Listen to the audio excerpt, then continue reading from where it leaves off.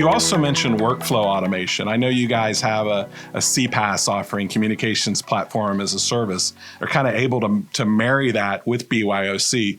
Are you seeing a demand for that, and how do you see it being used?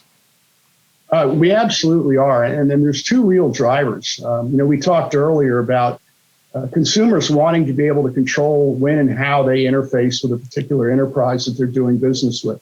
Automation definitely lets you do that. So now you've got a much better customer experience. As we all know these days, the customer experience journey is something that's key critical to people choosing to do business with an enterprise and choosing to stay with them. The other thing is making the most efficient use of your hosted facilities from an infrastructure standpoint and the human beings that you have logged into that.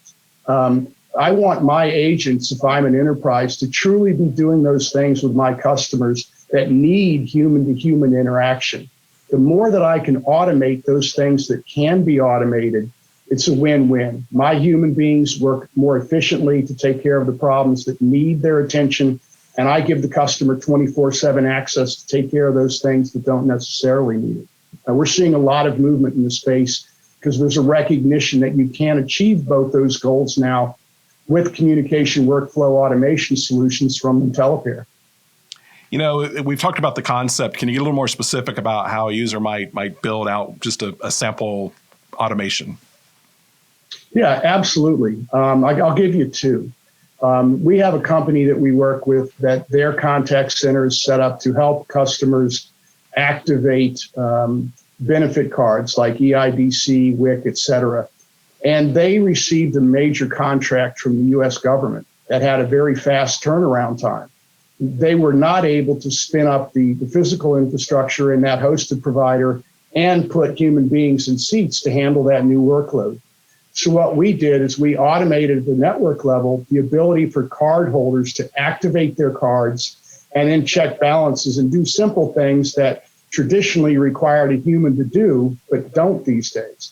What that did is it allowed that provider to use their humans to support those card users who truly needed human interaction at a very little uplift in terms of capital expenditure versus hiring a couple hundred more people and adding a whole lot of assets. One other way, a very large pharmaceutical company. They were spending a lot of time on the phone, their agents to their patients, explaining side effects and benefits of particular medications, what we might call frequently asked questions. We automated the ability of those patients to get access to detailed information about those drugs, the benefits of them, the potential side effects. And we set it up so not only could it handle at the network side via voice call, but it could also happen over an SMS interaction. By taking that burden away from the contact center, again, we hit those two big points. We let the contact center personnel work more efficiently for those calls that required the human-to-human interaction, and we allowed that pharmaceutical company's patient base to now have 24/7 access to self-serve access to information that they deemed necessary, to do business with that company. So it was a win-win. Terrific, Pete.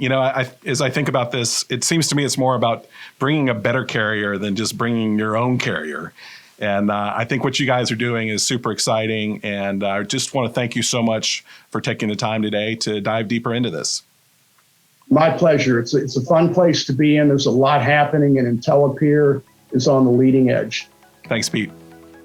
If you would like more information on BYOC and communications workflow automation for your cloud unified communications or contact center deployments, visit IntelePeer.com to learn more.